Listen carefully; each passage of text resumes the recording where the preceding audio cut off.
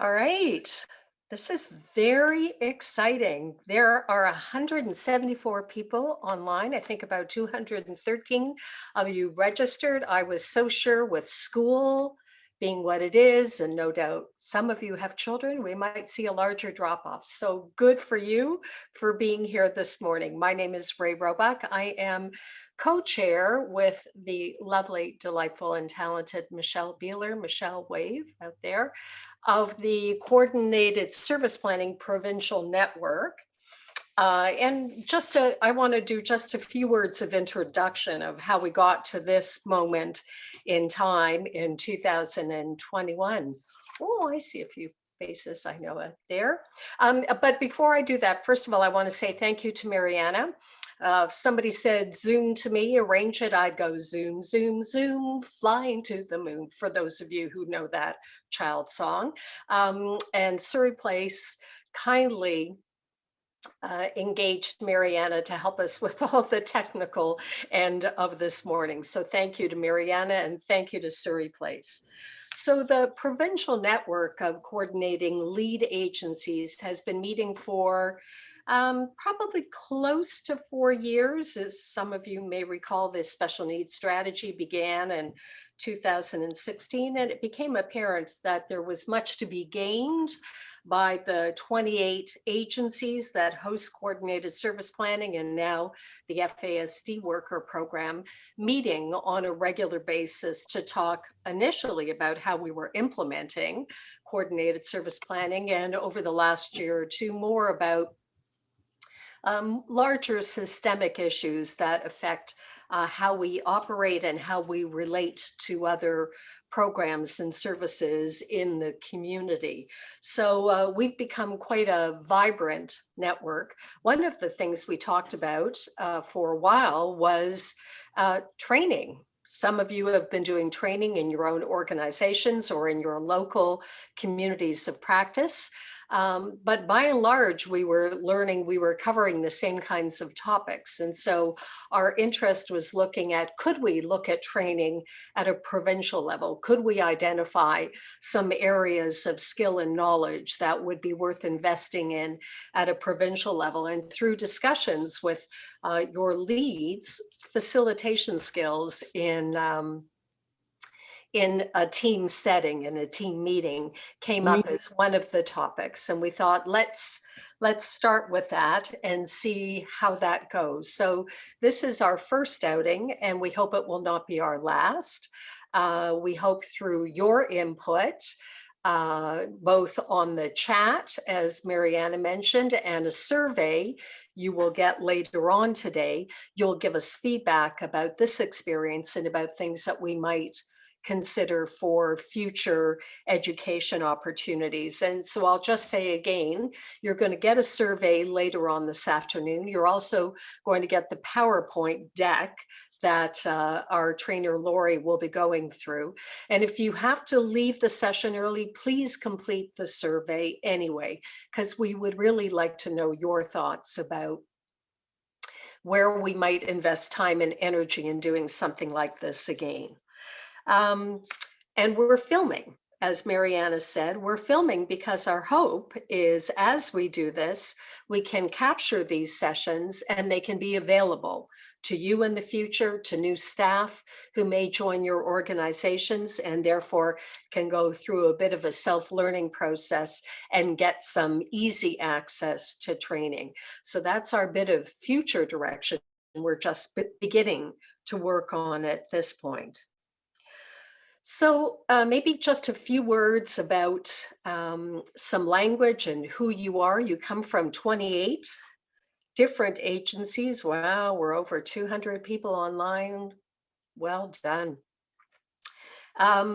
28 different agencies and very different agencies. Some of you may know this, but you represent a range of children's treatment centers, child and family service organizations, children's mental health organizations, access centers, developmental service organizations. So you come from very different organizational environments, and you come from very different service communities. And in fact, in our first couple of years of getting together as a network, we realized that while we were all operating on the same coordinated service planning program and policy guidelines, how that service actually took shape in each of our communities looks a little different because of the organization you come from and the context within which you are providing the service in your community.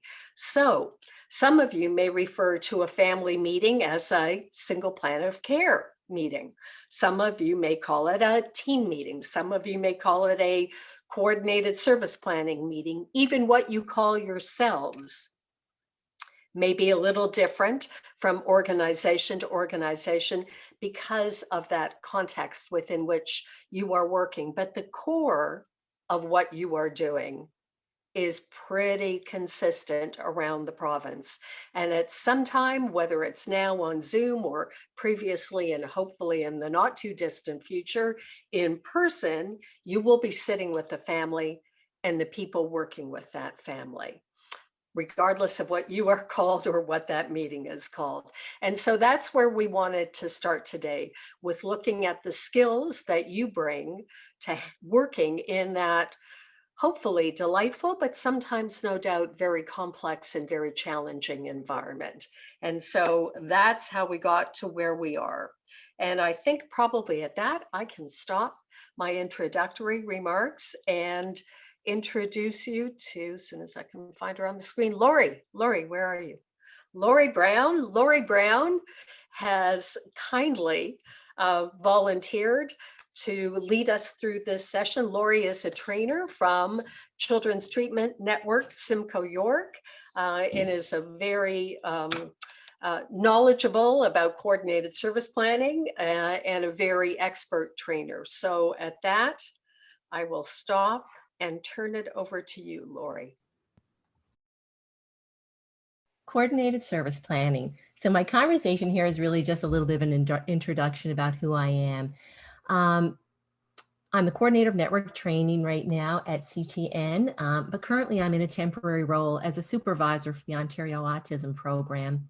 By education and clinical background, I'm a registered nurse and have spent all of my career working with children and families. And that's really my happy place when I'm doing direct service with kids and families. In my early years, I was an emergency room nurse in a tertiary level hospital in Newfoundland. I did some work with the Poison Control Center, which provided support to family doctors and emergency room physicians across Newfoundland and Labrador.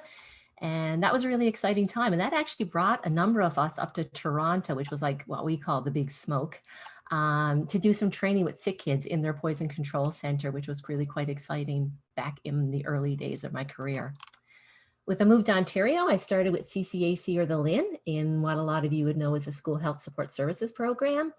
And from that, I moved over to supporting medically fragile children. And I'll be honest, that work really still informs my thinking and my thought about family-centered care and what a lot of those services and integrated services, why they're so important to families. It really comes from those experiences. Then I moved on to CTN, and with CTN, I was one of the initial SPOC, or Single Plan of Care coordinators, which was the precursor to the current Single Plan of Care or Service Planning Coordinator. And I, unfortunately, will use those words interchangeably, and I apologize for that. I really struggle getting my head around that CSP and SPC piece.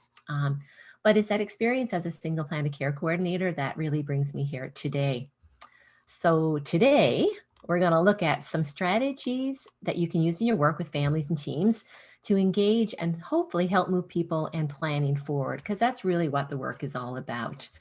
And as I said earlier, you probably use a lot of these strategies in your day-to-day work, sometimes without even knowing it. But what we want to look at today is that the ability to have some of those strategies readily available when things are a little bit more difficult. It's really about the times when stakes are high and emotions run deep. Carrie Patterson and Joseph Grenny of Vital Smarts, they call these conversations, those high emotion conversations, crucial conversations.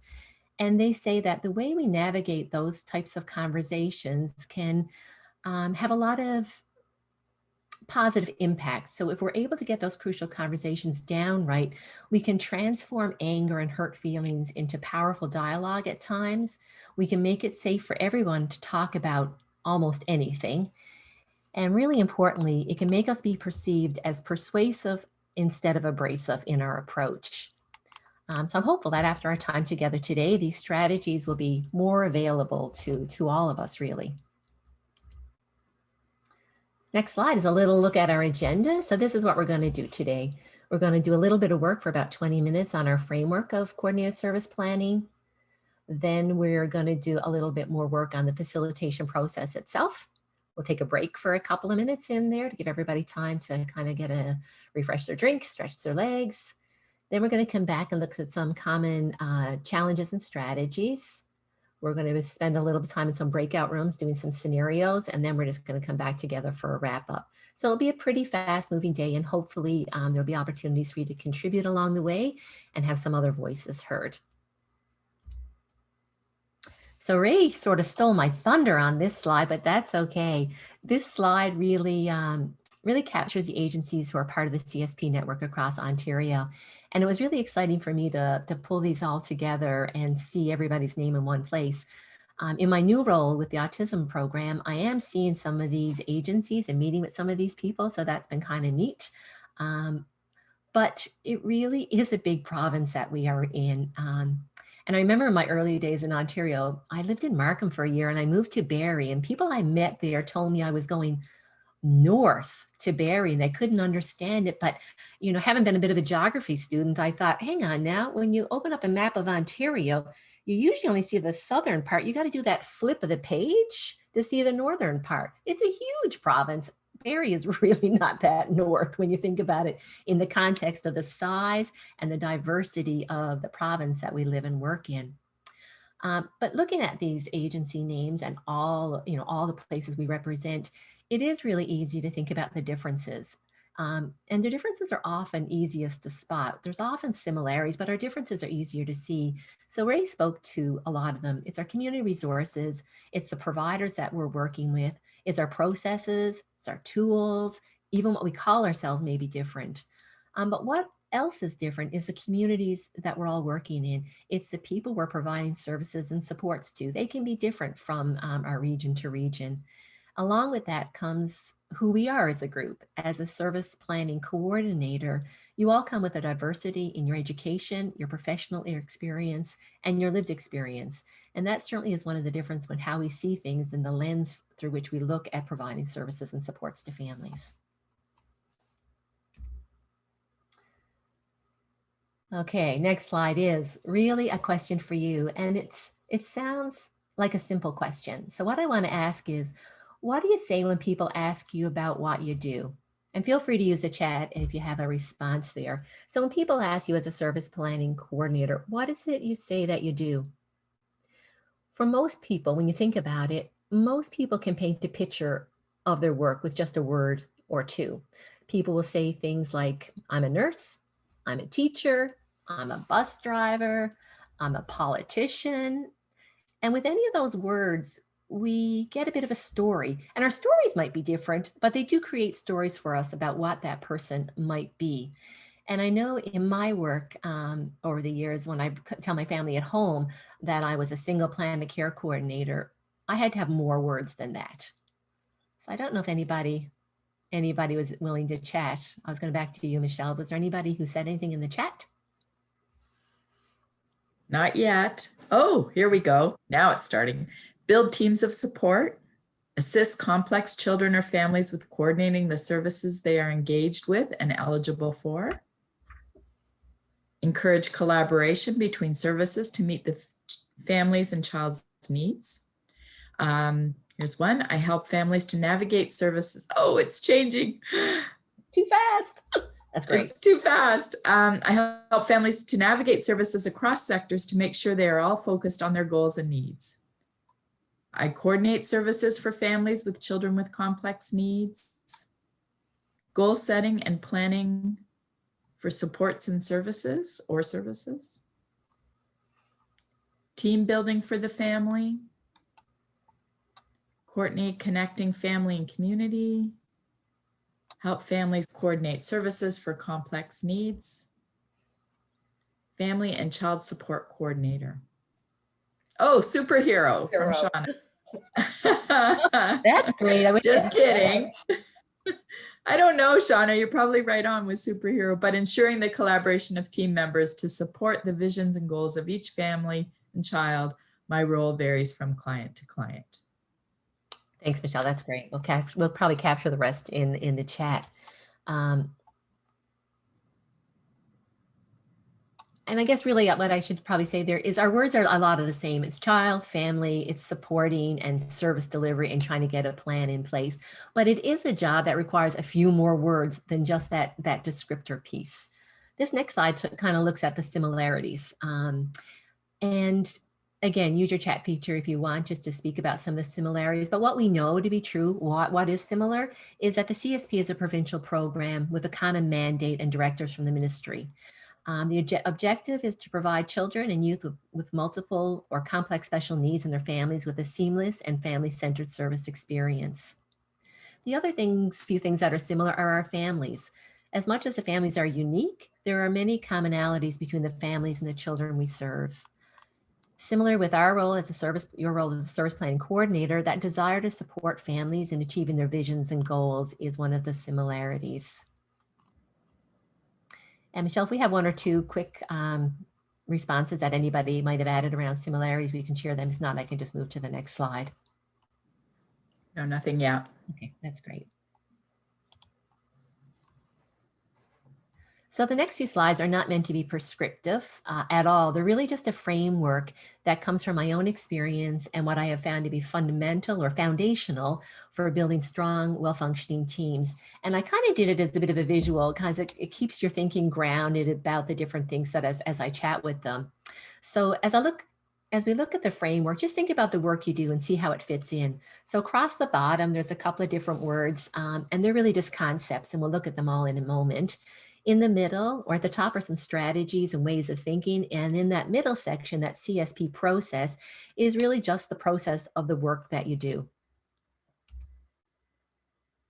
So first of all, we'll start with trust and the concept of trust. What does it really look like in the context of coordinated service planning? And who does trust apply to? So when we think about what trust means, it really is that confident hope or expectation for all team members. Is for the child, for the family, for the service providers, the school team, everybody really who's at the table, and the role that they have on the child and family team. It's a belief in people's character, in their strength, and the truth of each individual on the team. So it's really bringing that idea to the table that we're trusting people to be honest, to truly represent themselves, and to come willing to do the work with the right thinking in mind. Practically, what does it look like, this building of trust? It looks like not dismissing any individual's ideas or their hopes, their fears or challenges. It's preparing people in advance for meetings, especially if conflict or complaints are likely to arise. And I think that's a really important part about feeling trust for people and for situations. If you know, as a coordinated service planning, that there's a difficult conversation that needs to be had, letting people know ahead that that's going to come up at the table in front of the team is really helpful for people to build trust and to feel safe in meeting environments. It's ensuring everyone has the information they need, so no one at the table is at an advantage or a disadvantage as being the holder of knowledge. It's ensuring everyone is speaking the same language and having the same understanding. So it's that thinking about acronyms and jargon that's often used at meetings, and make sure that we speak to that and make sure that it's clear and that everybody has a good understanding. So communication. We have lots of thoughts about communication. We'll have more conversation later this morning about different ways that we can communicate. But in the big picture, communication is all about providing clear and consistent communication. That's what's really important. That's what we want to do. It's letting the team and the family know what to expect in regards to communication. It's the how and the when you'll be communicating. And then also sharing with the family and the other team members how they can communicate with you and what the expectations are around a communication. How fast are you going to get back to them? When should they expect things from you? All of that, if you deal with that up front, sort of takes away some of those stressors and frustrations that people can have later on when we're not maybe meeting their expectations. On a deeper level, this communication piece is really about communication skills. and your own comfort in having difficult conversations. We know for sure when you're supporting families that some questions can be difficult to ask, but they don't always have to be asked in a difficult way. So it really is that idea of being comfortable in posing difficult questions, sometimes being comfortable in silence and waiting for people to have time to process what you're asking and to feel comfortable with the response. And then I had a little bit of a question built in here really is that, are you okay with asking those type of questions, those hard questions? Or do you do everything you can to avoid them? Do you sort of dance around them, skirt around them, try to problem solve around them? Or are you more comfortable really just taking those on? The next kind of bottom piece or building block is that inclusive and accessible thought. What does it look like to be inclusive and accessible in the context of service planning? And who is it referring to? Well, some aspects can be easily identified and addressed. There are things like meeting times, locations, agendas. You can address some of this by adapting meetings to accommodate parent capacity.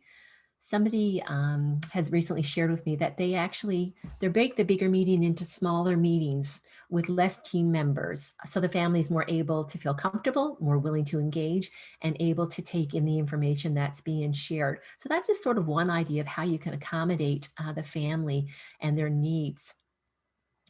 Another idea that I've heard of is having a meeting without the family. And a lot of us who have family-centered care kind of stamped across what we are and who we do. We go, wait, you can't have a family meeting without the family. But sometimes families may ask you to go ahead and do that, do some of the pre-work.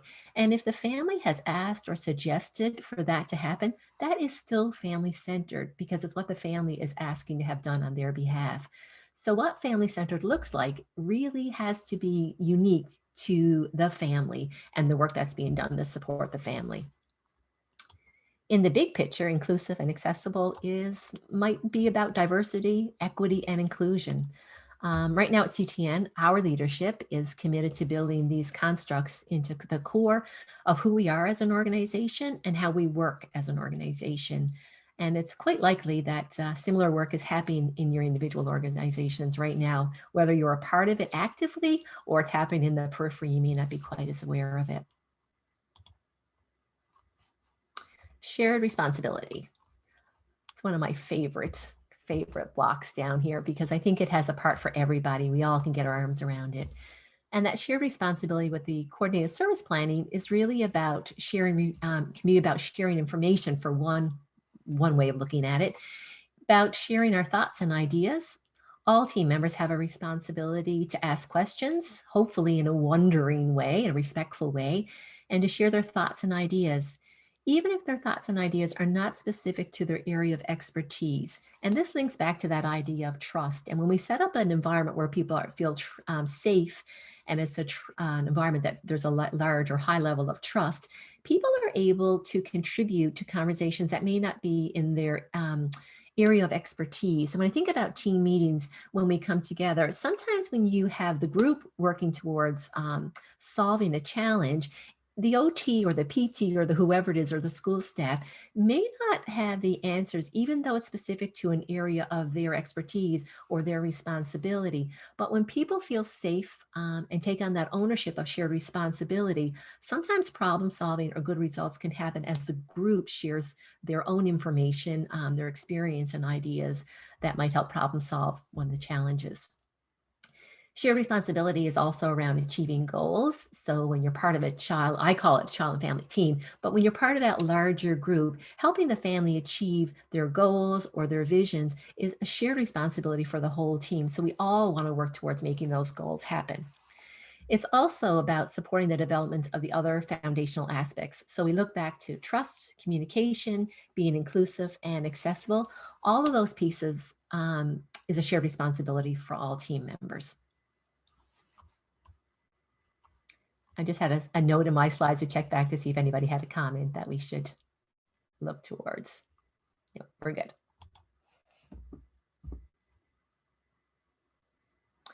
So next we're going to look at some of the strategies that are foundational to coordinated service planning. It's sort of the way you work. So it's those orange kind of bubbles over at the top. Solution-focused coaching. I'm sure lots of people probably on this call may even be trainers for solution-focused coaching. So what we know about solution-focused coaching is that it's a powerful approach that encourages individuals to focus on solutions rather than problems. It can also be a way to validate a person and family-centered care as it supports engagement and empowerment. And I'm going to move through these a little bit quickly. Information sharing. Even the guidelines for CSP, the provincial guidelines, speak towards information sharing.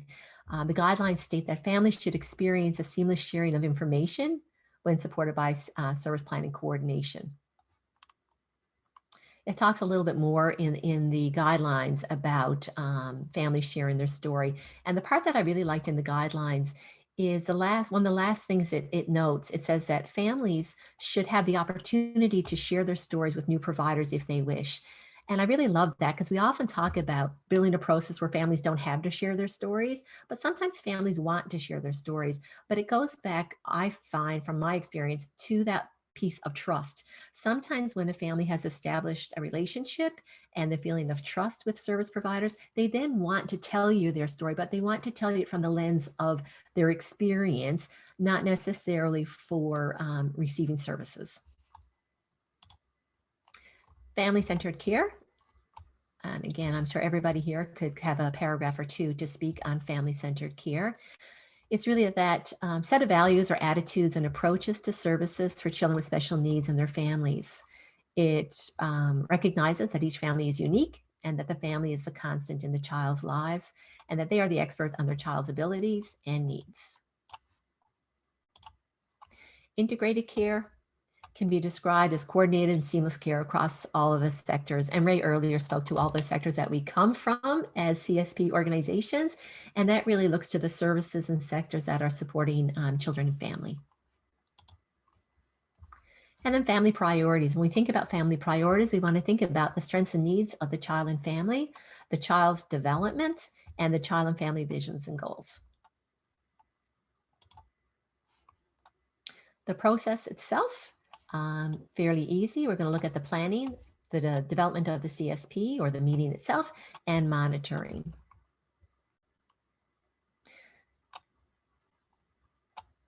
Next, we're going to consider the process and look for ideas and ways to address our common challenges or difficulties that may occur during a child and family team meeting. But first, this slide is just an opportunity to look back. Think about some of the words or descriptors you used, or we all used, in describing our work as a service planning coordinator. One of the main words I would use is to facilitate. And Merriam-Webster defines facilitation, or to facilitate. She describes it, or they describe it, as a verb. It's to make things easier or to help bring something about. John Fitch, who's a master facilitator, I did some reading on some of his material. He builds upon that definition of facilitation, and he says, to facilitate is to make things easier. A skilled facilitator makes it easier for all of us to listen, to understand, to consider, to imagine, to take action, and to focus. They are able to go beyond individual intelligence and harness the power of a group's intelligence. And that is a really big definition. I mean, it's a big, big task when we think about that definition for facilitation. But what is reassuring is that even though we look at that and all those pieces that we can be and we can take on, and with our skill level, we know that wherever we are in that process of being a master facilitator, we have room to grow. We can grow in our skill as a facilitator, and we can do it in a number of different ways. And hopefully today is just one of those ways. And that today we open up a conversation for people to think about, or an opportunity for people to think about their own skills as a facilitator and what you could do to sort of build on your own skills. Some of those ways we can look at our current strengths as opportunities and areas for growth. We can take advantage of growth opportunities by seeking feedback, learning from other people, taking training courses, reading books on facilitation. And another way is by reflection. We can reflect on our own experiences, identify successful strategies you use, identify areas that are uncomfortable or that didn't go well. or think about what you might change or try the next time. So it really is that looking back at meetings where you've been the facilitator and thinking about what you did well, what you'd like to change, and what you might try next.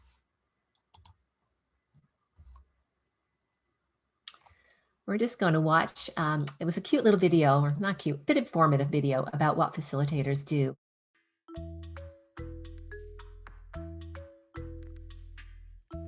Many people ask us, what do facilitators do, really? What value do we add? Effective facilitators fulfill at least 3 roles when working with a group. In the planning stage, we are like architects. We gather information about the group and its context, consulting with the client to clarify the purpose and desired outcomes of the facilitation. Then, we propose a design that we think will meet the group's needs. Our designs usually take the form of a results-based agenda. This is the blueprint we use when working with the group.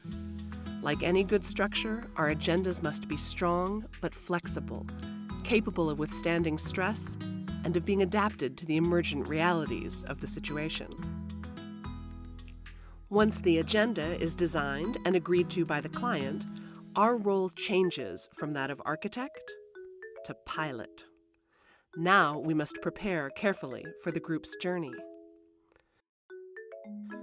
We double-check the requirements of the meeting room, making sure that it is clean and arranged according to our specifications. We see that all printed material, handouts, and supplies such as easels, paper, and colored markers are available. We also make sure that those who will be fulfilling crucial support roles, such as note-takers, timekeepers, translators, sound technicians, and others, are ready to go. Once the group arrives in the meeting room, we need to brief them on the agenda and present any ground rules to be observed during the session. We explain our role as facilitator and answer any questions about the flight plan. During this phase, the facilitator's main goal is to clarify where the group is going and the map to get to the destination. Once airborne, meaning once the meeting has started, the facilitator as pilot must be constantly alert to changes in weather conditions as reflected in the group's mood. We must be ready to respond to unexpected turbulence and other threats to the group's safety, making mid-course corrections as necessary. Finally, we need to land the plane, bringing the group back to Earth with a sense of closure and gratitude for a safe, productive journey. While the skills of the architect and the pilot are fundamental to the facilitator's role, there is one other aspect that needs to be understood: the facilitator as guide. We need to lead the group through what is often unexplored territory. We must provide a calm, steady presence, capable of helping the group work through its moments of panic, doubt, disagreement, or despair. Like all good guides, we must be alert and resourceful, but above all, we need to transmit confidence in the processes we propose and the group's ability to face its challenges and make good decisions. This skill is obtained through our own inner work and lots of practice with groups. With these resources, we can stand in the heat of debate and transmit a clear message.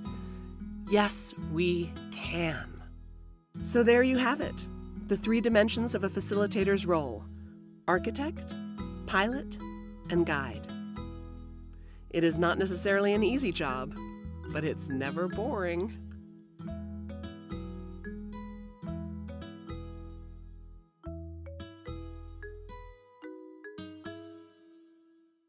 We're going to look at, we talked a moment ago, a few slides back, about one way to grow in our skill as a facilitator is reflection. This next task, or the next couple of slides that we're going to look at, will provide a guided opportunity to do just that. The tool itself is taken from the website masterfacilitator.com, and it evaluates facilitation skills through 5 different lenses. So we'll look at those each as we get to them. And I don't know about you, but for me, self-assessments can be often difficult. Sometimes when I do them, I can be really hard on myself. And then at the end of it, I walk away and I think, oh my gosh, woe is me. I should never be in this job. My skills are low. Or I sometimes don't engage quite as much as I could, and I don't get what I could from the self-assessment out. But what we'd really encourage you to do is sort of be as honest as you can with this self-assessment with your responses, because maybe you'll be able to identify a skills area that you might want to focus on. You may want to focus on it because you're strong in it and it's a strength for you, or you may want to focus on doing some work on it because you're finding it's an area that you need you want a little bit of help in, you want to improve your skill at. But what we're going to do in each of the next slides is take a couple of minutes to complete them and just have a pen and paper ready, because there is a little bit of scorekeeping for yourself as we move through each slide. So I'm going to give an introduction to the slide, and then you can sort of start doing your score for each of them. So this first one is the Master Facilitator self-assessment. It's that self-mastery skills.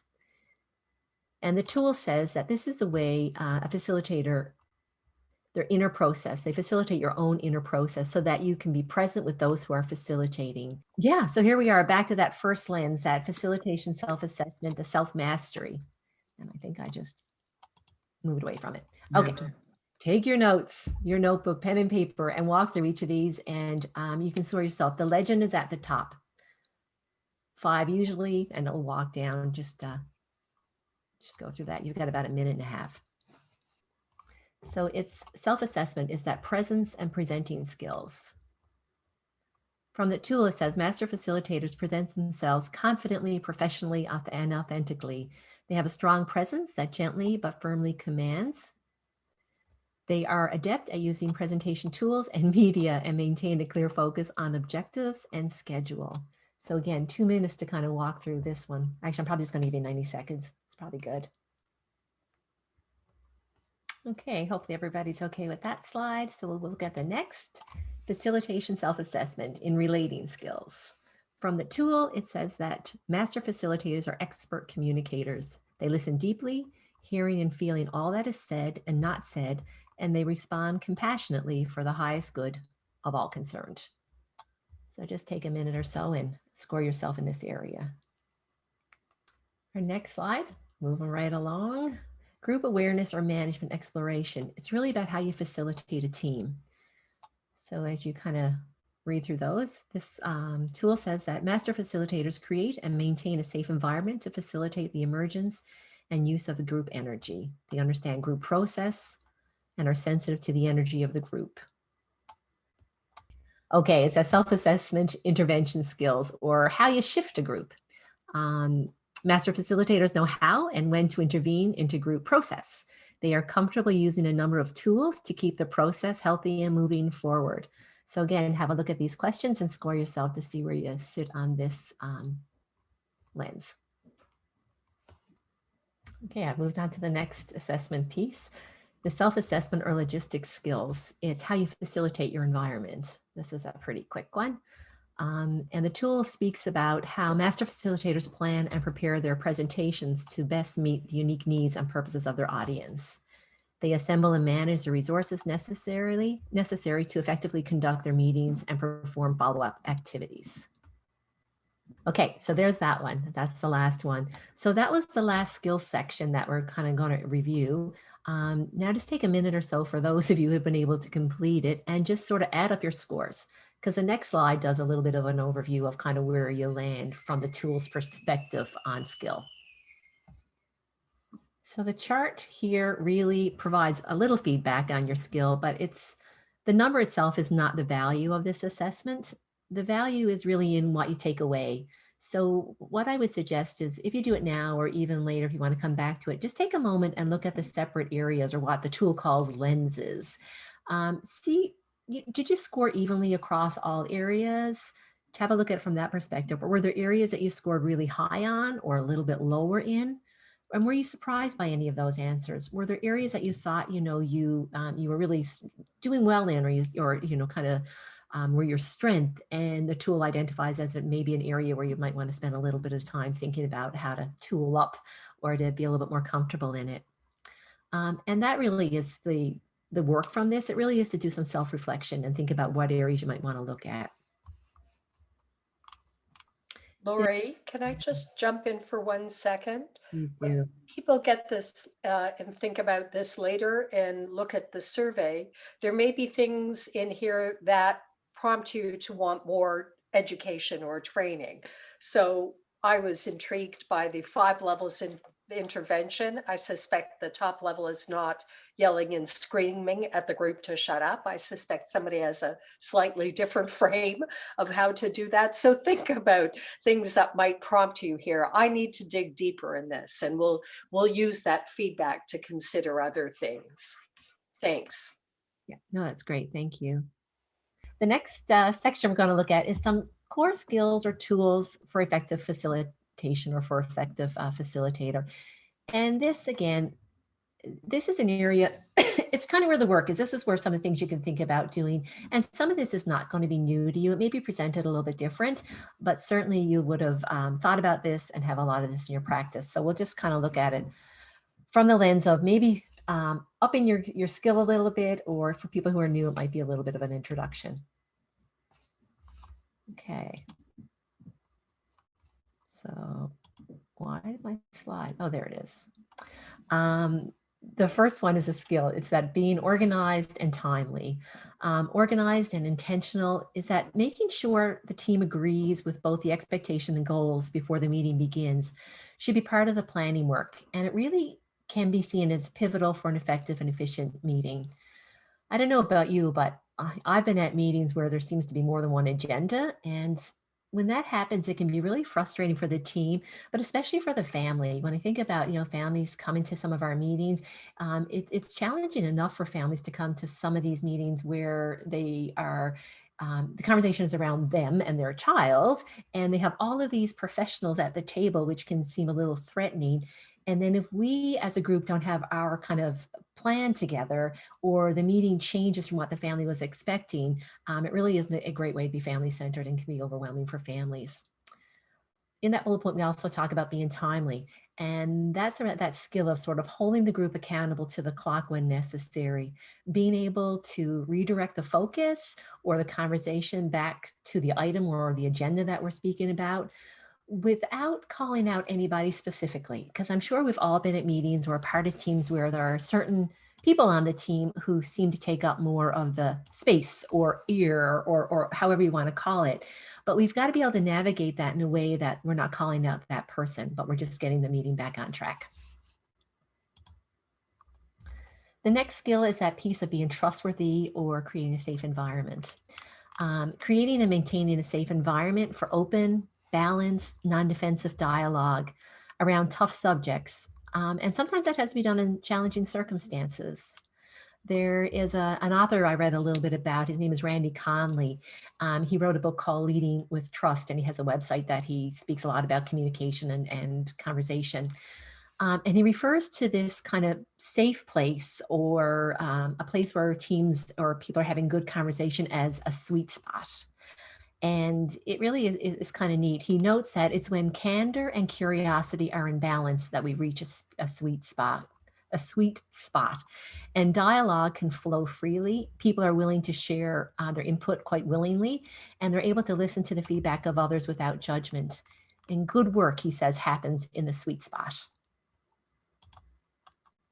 The next skill is that idea of being approachable or friendly. And it seems really kind of trivial, but I think it really is an important piece of what we want to achieve when we're trying to facilitate or lead meetings. It's being able to connect with the team, being able to carry on conversations with a wide array of people, being able to communicate with people with appropriate and tactful words, having an inviting or unthreatening posture. I recently, and I don't know if anybody here saw it, there was a restaurant here in Barrie that was opened, not following the recommendations from public health units recently. And they shared on one of the news feeds I was watching a clip of two officers. They were like the licensing officers who, your liquor license, I don't even know what they're called, but those people. They're not in police clothes, but they went in and they tried to speak to the person who was running the restaurant. And they were pretty average people. They weren't big, scary people. They were just a man and a woman team working. And while they were there trying to speak to the person running the counter, a couple of patrons from the restaurant came, and there was one guy in particular who was rather, he would have been very intimidating to me. He was abrupt and he was really close to those people, like forget physical and social distancing. The old days of what's too close. He was too close from the old days, too close. And he was leaning in and they were basically yelling at these people saying, "You're not welcome here. You need to leave. We're calling the police." And this, out of the two officers, one was a guy and one was a woman. And the guy just had a pose, and he didn't have his arms folded, but he had them kind of casually hanging, but his ankles were crossed. So he was standing with his foot, one leg over the other. And I was so impressed with his response, because I know if somebody was coming at me that close, my body would have changed. I would have went into that, the fight and flight stuff, right? You would have had your legs kind of spread apart and you would have been leaning in, not to him, but ready to make a quick response. And I was just so impressed because I thought that was not what he did by nature. He purposefully chose to have this stance to keep things calm and maintain that, approachable, friendly, that bigger picture of non-threatening. So it was a great example of that. The next kind of skill we're going to look at is being neutral or open. And certainly this takes a lot of practice.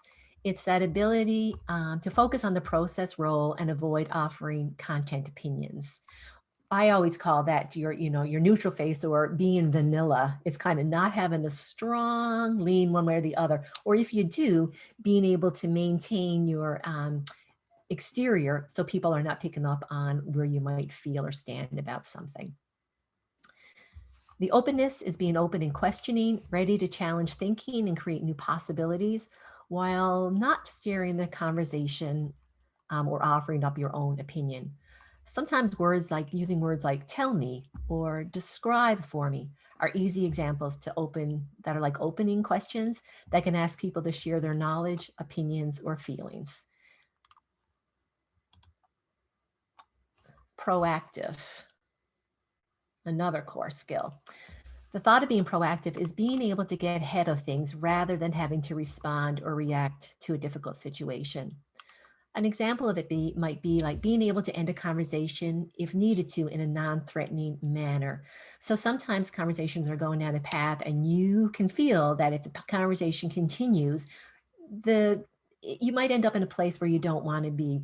So sometimes as a facilitator, you might just have to kind of steer that conversation or close it and let people know that that's what you're doing, that you're going to bring that up at another time, or that it's a conversation that isn't necessary for this group or this table, but just sort of call it out in a way that is open and people can see what you're doing. And I spoke a little bit earlier about that fight and flight reaction that we have. And it even happens in team dynamics with communication. So when we're faced with a challenging or tense situation, again, like even a conversation, we typically can respond in one of those ways, that fight or flight. So the fight response in team conversations can be seen by people taking on what they call a winning behavior. So the focus moves away from a group solution to rather me wanting to be the winner of the conversation. So I'm going to try to sway everybody. I become less curious in other people's thoughts and ideas, and that really lowers our overall capacity to move things forward in a good way. Flight is the other sort of response that can happen. Again, it happens in conversations, and it can be seen sometimes by minimizing behaviors, such as sometimes people, if that's the way they're feeling, they're responding with a flight, sometimes they can shut down or stop contributing or discount their own value or opinion. They can avoid conflict or offer half-hearted viewpoints in case they're worried about upsetting somebody else. So they might discount what they're saying even before they kind of get it out and get it shared. And we really need to think about how we can minimize and come up with strategies to minimize both of those pieces or outcomes. Being an active listener, and there are volumes and volumes and volumes out there on what active listening is. A lot of the articles speak about the 3 A's of active listening, and they list it as your attention, your attitude, and your adjustment. And those are really about being a listener when you're listening to someone present, having those kind of thoughts and going through those processes. But when I think about listening, I kind of simplify a little bit. I think about 3 kind of layers or levels of listening. The first level is that, you know, when you're calling out to your children across the house or your husband and you ask them to do something, a task, a chore, and you hear the voice back that says, yeah, I got it. And that's that kind of listening where they heard you, they responded, but it's not really going to impact anything or cause any kind of action. The next type of listening, kind of that second tier listening, is when we listen enough to understand not to understand, we listen enough to hear what the person is saying to plan our own response or to tell our own story that will be related to what the person is saying. But when we think about active listening from being an effective facilitator, we want to listen from that kind of third layer of listening, which is listening with the goal of understanding what the speaker is really wanting to communicate. And that might even go beyond their words. It's how they're expressing themselves, how they're sitting, what their face looks like. Have they, has there been a break before they kept communicating? So it's all of that bigger picture of how the person's presenting and trying to get that full message of what's being shared. So that's sort of the core skills piece. And now we're going to quickly look at some tools. First one is paraphrasing. And paraphrasing is that ability to restate or reflect back to the team the content that was being shared. It requires checking back to the speaker to make sure you understand the idea correctly. And it can be a really powerful tool in a group meeting. Questioning is a huge skill. And I think we grow in this quite a bit as the more opportunities we have. It's a skill of inquiring, and it involves bringing the thinking of others into the conversation. So that's why we're asking questions, is we're trying to get people to be able to share what they're thinking or their thoughts are, and to be able to share that to the larger group. It's about asking as many questions as necessary to get the other person's view heard and understand. And certainly for people who've been trained in solution-focused coaching, there's all kinds of tools in solution-focused coaching about questioning and how to use micro questions. The next skill or tool is the ability to summarize. And summarizing is a really effective tool. It's great to kind of offer this up periodically in a team meeting because it offers a concise and timely summary. It can work in a number of different ways. It can work when the team is slowed down and you kind of want to get conversation flowing. It can also work when you need to move the team off a topic. It can provide that kind of overall summary, make sure that you've got the information correct, that your understanding is what everybody shared. And it kind of indicates to people that kind of turn and we're going to move on to something else. Summaries can tie our thoughts together. They can offer big picture perspectives. And they also can sometimes help the team see the long-term implications of what is being planned. And then the last kind of, not really a skill, more of a tool is the parking lot. And I'll be honest, I haven't had to use, you haven't had to use that a lot in single plan of care, those type of meetings. I've certainly used them in team meetings that I facilitated more so. And I think that has to do with having a very planned agenda and people being aware of it. If people are aware of what the agenda and the goals are for the meeting, quite often the conversation will stay on those. The parking lot is really a great tool for those other type of conversations that come up. Ooh, what did I just do? Okay, I just moved ahead a couple of slides. Okay, so that kind of summarized that little spot is, I just want to check in with Michelle to see if anybody had any comments that we need to, no, we're good. Okay. No, so we're good. I'm watching. Thank you.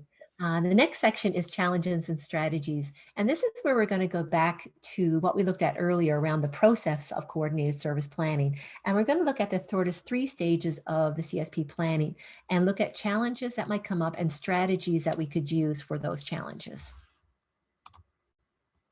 So the first one is that planning stage. So I'm just going to give you a kind of a quick over high level of what some of the activities are that we need to accomplish during the planning stage. So with any kind of project, planning is essential.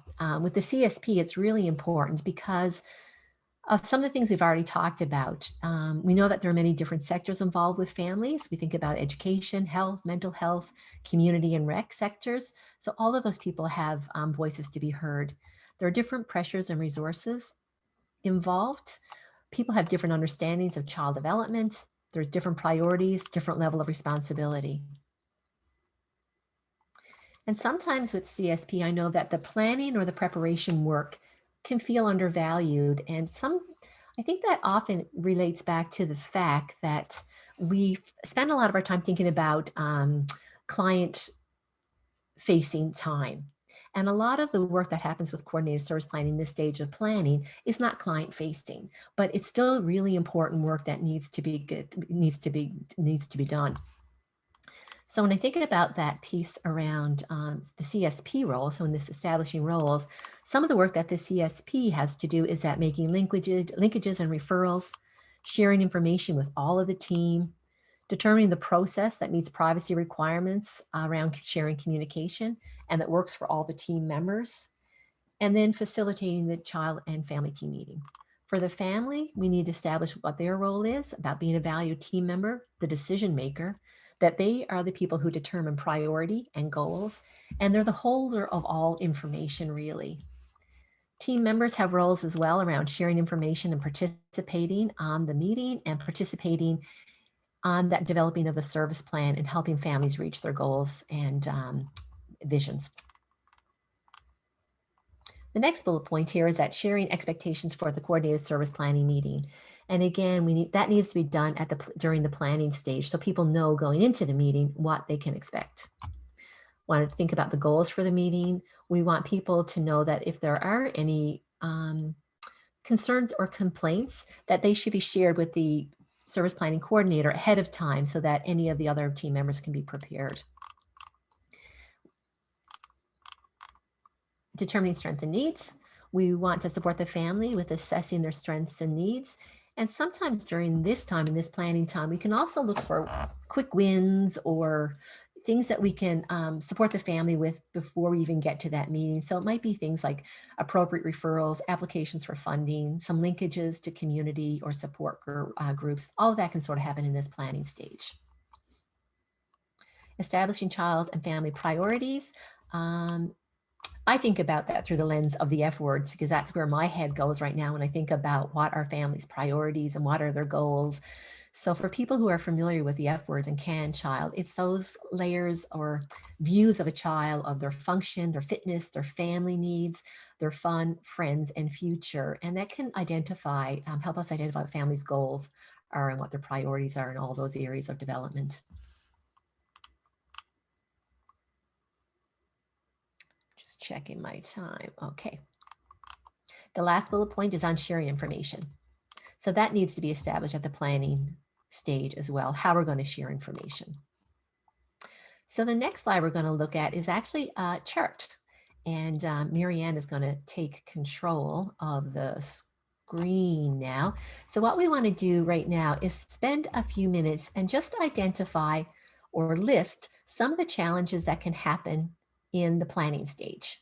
The first one I put in there is a school not comfortable with outside agency facilitating the meeting. And I don't know if people have experienced that or not, but I certainly have. And in our area, when I was doing single plan of care work, I started that work coming from the CCAC. So a lot of our schools were more familiar with from care coordinators from CCAC going into the schools. But some of our partner agencies who are doing the same work had a little bit more difficulty getting access to the school. So we had a lot of conversation in those early days about how we were in the school and how we run meetings. So one of the strategies I used when I have with this, to deal with this challenge would be I would ask, I would speak to whoever, the school, the principal, the teacher, the CERT, whoever was going to be at the meeting and seemed to be the person making decisions from the school perspective, and just let them know that this is typically when we have a child and family meeting, I have an agenda, I'll share it ahead of time and that you'll know about it, and just asking them if they're comfortable with me facilitating. I would say that in all the years I was doing that, I had one principal who was uncomfortable with it.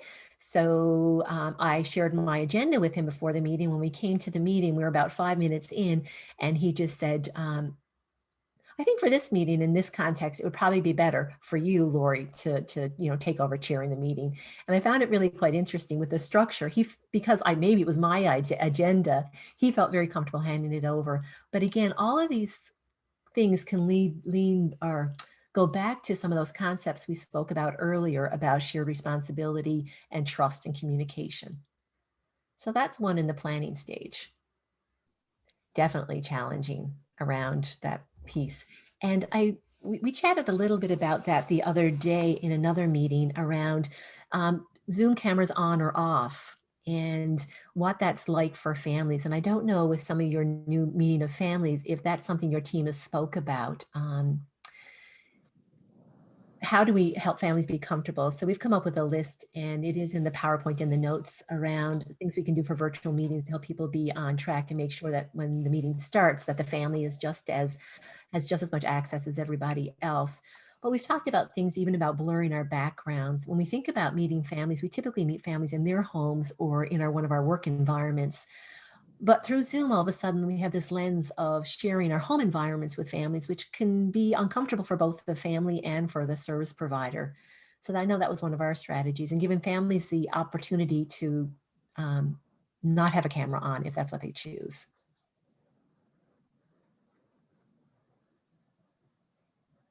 Problem-focused meetings, certainly a challenge.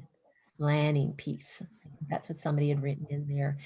And again, from my experience, I find it really helpful if there are going to be problems or complaints to know about those ahead of time.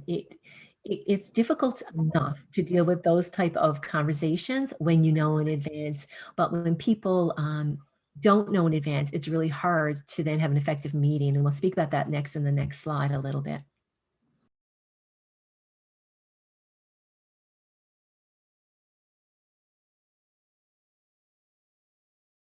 So that planning piece, again, we just earlier identified how important it is. And I do think if there's an area where we need to spend more time, it probably is in this area of the coordinated service planning process. Because we can overcome a lot of the potential problems by connecting with people ahead of time and setting people up with good expectations of what the meeting will be. So the next kind of part or piece of the process is the child and family team meeting. So a lot of what all goes on during this time is that plan your meeting space. And that is something we can do virtually or in person. During the child meeting, we want to plan our welcome. We want to establish our meeting norms or ground rules, facilitate discussion. We're going to look at that in the next slide, and be aware of time and the agenda, and then closing the meeting. So when I think about it, just going back to the top, that meeting space piece, it's a lot about where the meeting's happening, access about how it's happening, and having an environment where it feels non-threatening for everybody. The welcome piece is just making sure everybody's at the table. Sometimes one of the things I like to think about is having somebody greet the family. If a meeting is happening at the school and the school team is already there and the service providers are already in a room and the family comes in by themselves, it can often feel that they're joining the meeting sort of halfway through the meeting or after the meeting. So is that clarity about maybe meeting the family, having somebody escort them to the meeting and letting them know that, the meeting is just starting now and we're beginning while the team is there. Meeting norms and ground rules. It depends. If you've been working with the same group of people in different settings, you probably don't need to do that a whole lot.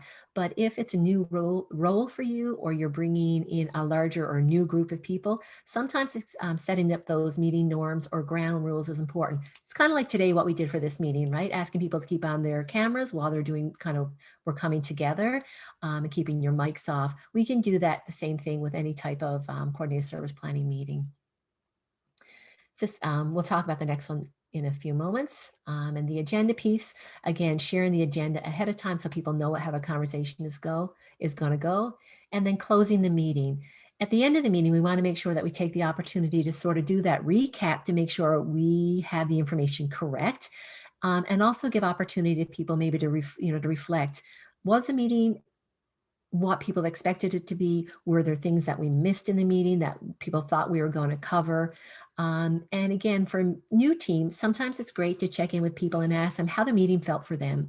Was it a comfortable place to share their thoughts and ideas? Was there anything we could do differently to make people feel a little bit more comfortable or willing to share? It's really about that, getting the pulse of people's comfort level and giving them an opportunity at the end for anything that we might have missed during the meeting itself. So the next slide is the same kind of thing of what we did a moment ago. Oh no, thank you, Marianne. The next slide is talking about facilitating discussion. So this slide just speaks about specific pieces about how we can facilitate discussion. And again, during that child and family team meeting, we want to focus on family visions and priorities, because that's really why the group has come together.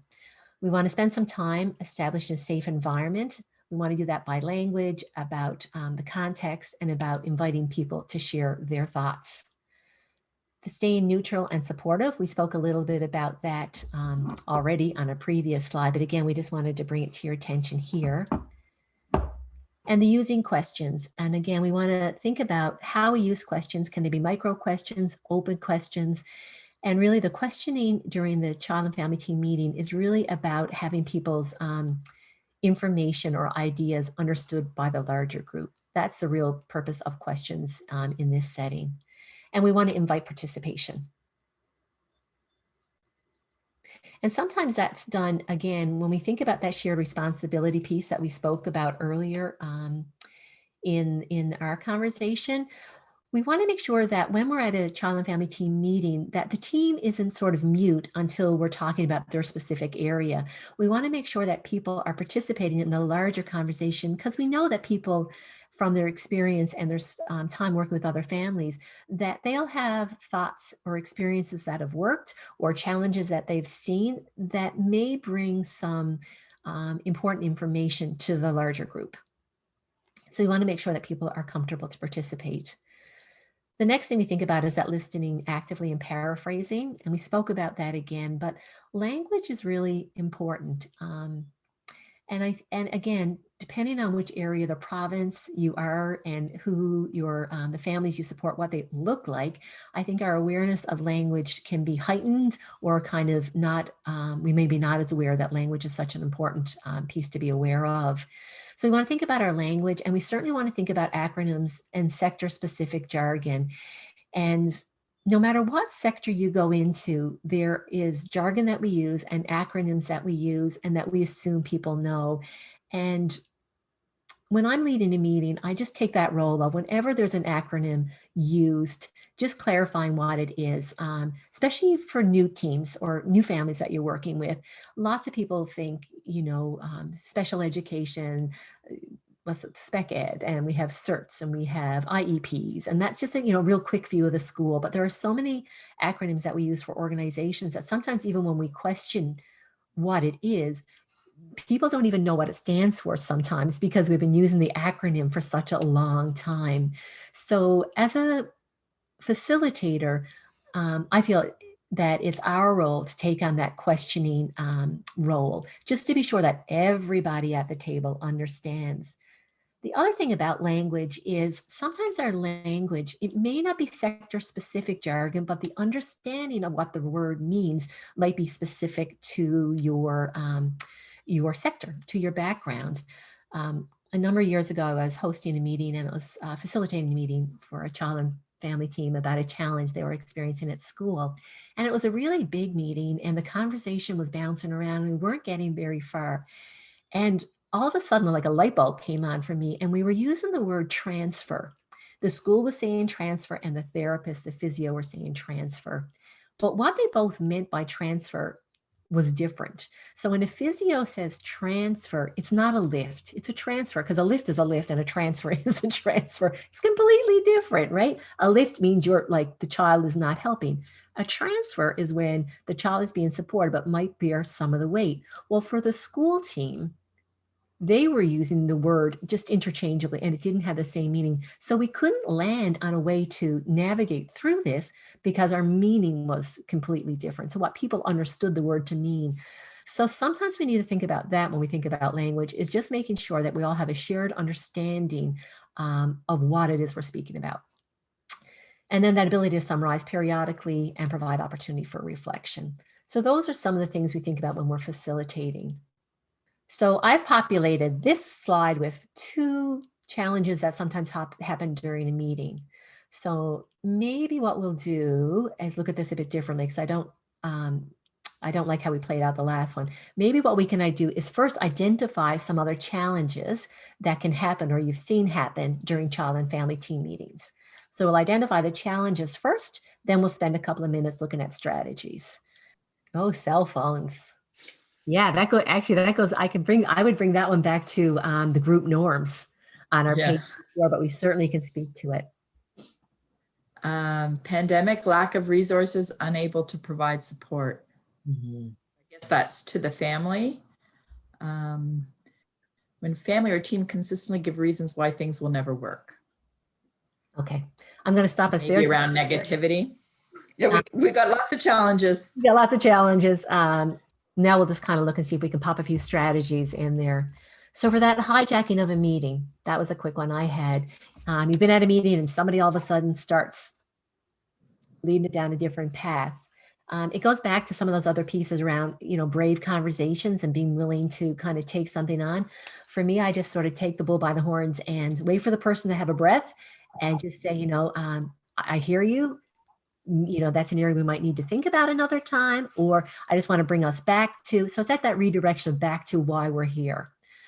Side conversations, similar kind of path. And I think with those side conversations, it really is around addressing it in the moment and being comfortable to say to people, I'm going to say it's Michelle and Ray. Michelle and Ray are chatting on the side here right now. So I might say something like, Michelle, is there something you want, is there something that the group needs to hear? I'm just wondering if you'd like to share it with the full group, because maybe we'd have, there'd be some response to the rest of the group, or it might be important for us to hear what's happening. And usually when you do that, people just kind of go, oh, no, sorry. And they stop, right? It just sort of ends. The stopping participating or stopping sharing. And again, it's that piece. It goes back to some of those foundational pieces around trust and shared responsibility. So when we lay that groundwork with people, and sometimes we can do that as we set up the meeting about ground rules, we bring it back and say, we were all going to, part of being here at the table is being able to participate. So I might not say that specifically, but I might say to somebody, I'm wondering if you have anything to share, any experiences that you've seen. Has this happened? When you've tried this, has this worked for you? Have you tried it in your classroom? Have you seen somebody else do it where it's worked or not worked well? Just wondering if you have something to add. That kind of piece of maybe purposefully inviting people back into the conversation. And when I think about the dynamics of our groups, our team meetings, they're professionals coming together. I might not do that with a family. I might check in to make sure I might ask, have we addressed this well? Is there anything you want to add? But for the other people who are professionals at the table, I feel a little bit more comfortable asking them directly for their contribution, because they are professionals and they are, they're being paid to be at the meeting and contribute. I have a little bit of a different lens for family who are there. And I think we need to be more aware of their participation and what reasons they may have for not being comfortable participating, especially when you think about the power dynamic. Michelle, was there any other challenges there that you thought were interesting or that we might be able to? I do like that. Oh, I don't like it, but I think it's a great question. Right. Families or teams consistently give reasons why things will never work. Yeah. And I think we've all seen that. And with that, whether it be a family or a service provider or a school team member, I think I've heard, we've all heard it from all of those different team members. And I really lean into solution-focused coaching strategies when I hear that kind of a thing. I like to ask things about, was there ever a time when it worked a little bit? And when you did try it, how did you try it? Where did you try it? When did you try it? And what happened? It's more about, questioning. It's about those kind of what we call micro questions. We want a little bit more information. We just don't want the big statement, or if somebody says it doesn't work, we don't want that alone to change the conversation and shut something down. We want to dig a little bit deeper to see, was it actually tried? Or was it tried in a different scenario? Or was there something in trying this strategy that we didn't think about that we could actually change and then try it again and see if it works? So it's really digging into how it played out a little bit more. Thank you. So that last stage is the monitoring stage.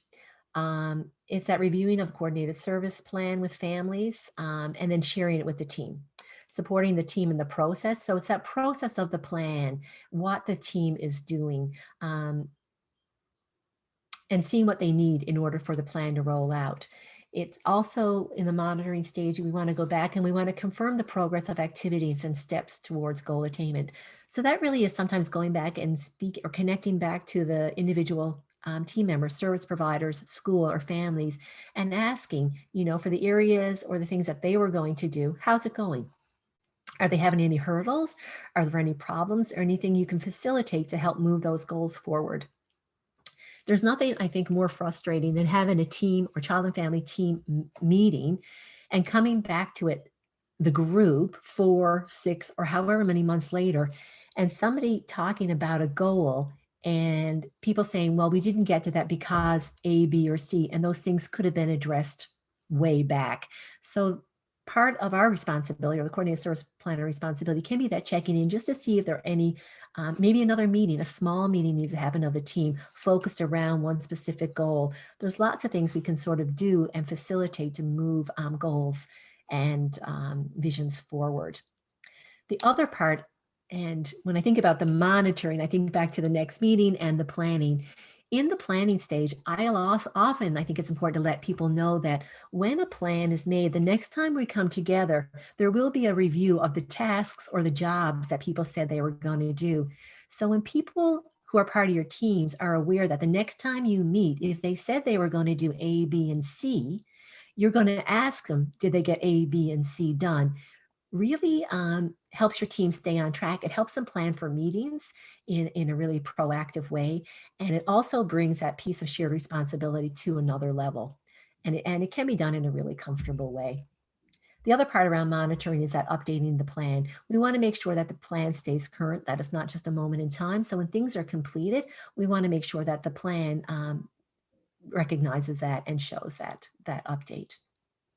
So if we can flick to the next slide quickly. In the monitoring stage, I just identified a couple of different challenges, but please feel free to, again, share any challenges.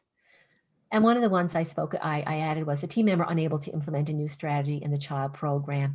And I've already spoke to that, what the strategy is.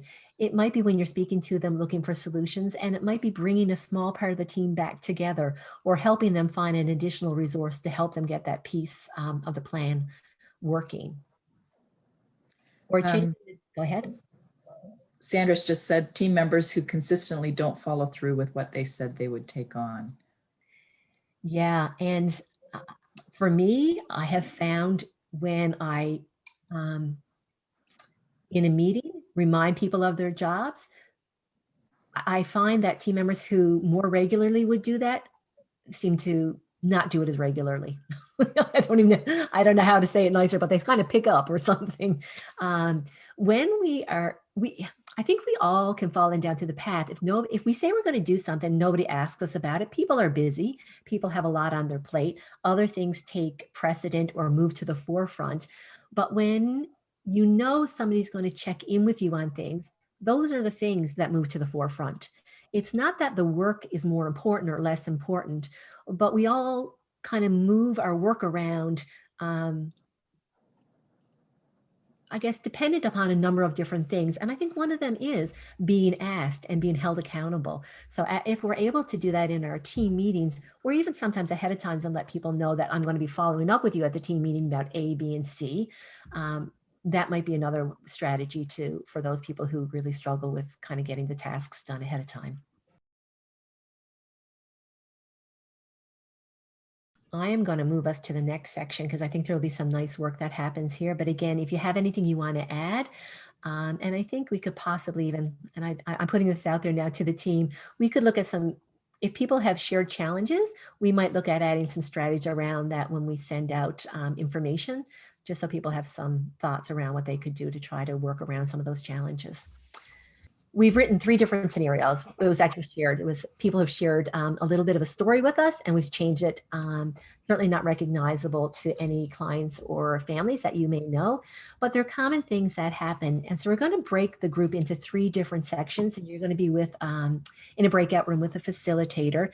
And what's going to happen is you'll hear a story or a scenario, and that what we want the group to do is look at some of the challenges that are seen in that scenario and maybe identify some of the responses or approaches you might take in order to address some of the challenges. So you'll have an opportunity to chat. You can use chat, or you can, in our smaller groups, it's probably okay to unmute and share what you're thinking.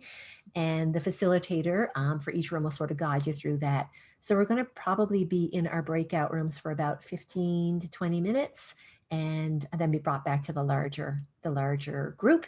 And we're not going to have time to share what you sort of talk about in these scenarios, but hopefully we'll have some notes taken and be able to share those later when we share the PowerPoint. So everybody, thank you for participating in the practice scenarios. Hopefully there was a good conversation around some of the situations, because we know you work with really complex families, and sometimes when we think about strategies or ideas, they seem pretty simple until you try to apply them with the complexity of the families and the situation you're working with.